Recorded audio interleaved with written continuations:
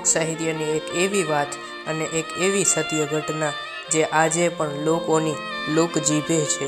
આહિર દેવાયત બોદરનું સમર્પણ.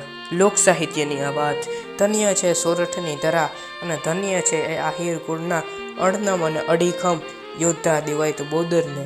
જ્યારે જૂનાગઢના માઠે કાળઝાળ સંકટ આવ્યું ને નવઘણને બચાવવાની વાત આવી ત્યારે આહિરના આંગણે ઇતિહાસને નવી કરવટ લીધી.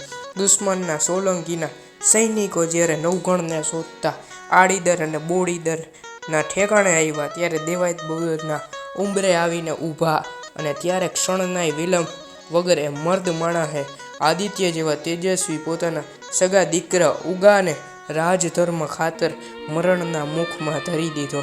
અરે હૈયું તો ત્યારે હચમચી ગયું જ્યારે સોલંકીના સૈનિકોએ ખાતરી કરવા માટે પૂછ્યું કે આ જ નવગણ છે ને. અને ત્યારે આહિરાણી સોનબાઈએ પથ્થર જેવું કાળજું રાખીને પોતાના દીકરા વધ માટે હા પાડી. રક્ષાના કાજળ કારણ કે જો આંખ ભીની થાય તો નવઘણ પકડાઈ જાય. પુત્રના બલિદાન ઉપર નવઘણનો જીવ બચાવી દેવાયત બોદરે સ્વામી ભક્તિ અને અણનમ ટેકનું એવું ઉદાહરણ પૂરું પાડ્યું છે કે જેની સામે કાળ પણ આજે નતમસ્તક છે.